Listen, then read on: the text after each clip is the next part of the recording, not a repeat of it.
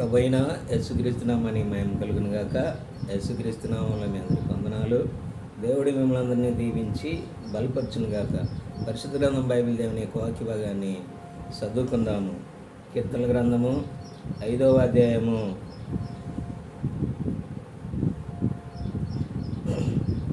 3వ వచనము. కీర్తనలు 5:3. యెహోవా, ఉదయమున నా కంఠస్వరము నీకు వినబడును. ఉదయమున నా ప్రార్థన నీ సన్నిధానాన్ని సిద్ధం చేసి కాసి ఉంచినాను. ప్రభువైన యేసుక్రీస్తునామని మహిమ కలుగును గాక.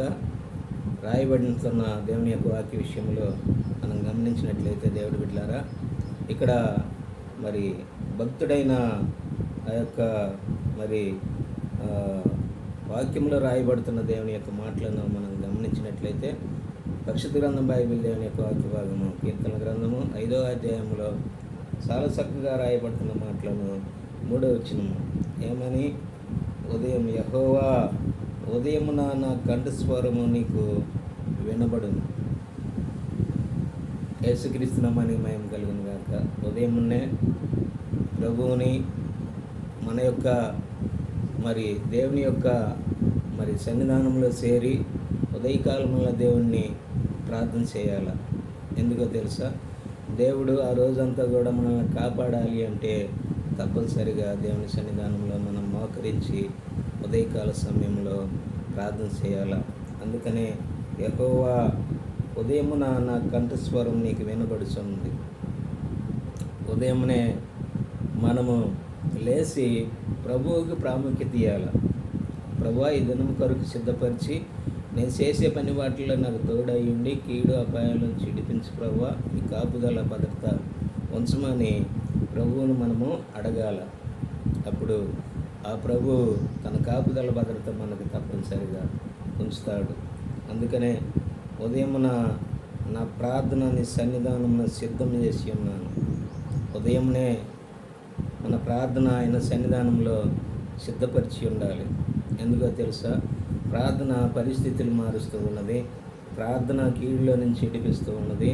ప్రార్థన ప్రమాదంలో నుంచి విడిపిస్తూ ఉన్నది. కాబట్టి ముఖ్యంగా ప్రభువుని ఉదయకాలమునే లేచి ప్రభు సన్నిధానంలో మోకరించి ప్రార్థన చేసి దినం కొరకు సిద్ధపరిచి ప్రభు అని అడిగితే తప్పనిసరిగా ఆయన కీడు అపాయంలో నుంచి విడిపించే దేవుడు కనుక అటువంటి దేవుని సన్నిధానంలో మోకరించి ఉదయకాలమునే లేచి మనం ప్రార్థన చేసుకోవాలి. అప్పుడు దేవుడు మన ప్రార్థనకు మనకు తోడై ఉండి మనల్ని కాపాడే దేవుడై ఉన్నాడు. కాబట్టి అటువంటి దేవుని సన్నిధానంలో ప్రార్థన చేసి తర్వాత మన పని పాటల్ని మొదలు పెడదాం. దేవుడి వాక్యాన్ని దీవించి బలపరచును గాక. ప్రార్థన చేసుకుందాం. మహాపరిశుద్ధుడు మా తండ్రి, సర్వశక్తిమంతుడా యేసుక్రీస్తు ప్రభువా, ఉన్నత పరిశుద్ధ నామాన్ని బట్టి నీ స్తోత్రములు నాయన. అదే కాలంలో నీ పాదాల కాడ చేరి ప్రార్థించిన తర్వాత మా పనిలో మేము ముందుకు నడవటానికి సహాయం చేయండి. వినే బిడ్డలు, చూసే బిడ్డలు అయా, వారిని వారి కుటుంబాలను 30 60 100 దీవించి ఈ బిడ్డల యొక్క విశ్వాసాన్ని బలపరిచి వారిని కూడా ఆశీర్వదించమని మా ప్రభువైన యేసుక్రీస్తు నామములో ప్రార్థించి అడిగి వేడుకొనుచున్నాం. ఆమేన్. దేవుడి బిడ్డలారా, ఈ వీడియోని లైక్ చేయండి, షేర్ చేయండి. ఈ పరిచర్య కొరకై మీరు కూడా ప్రార్థన చేయండి.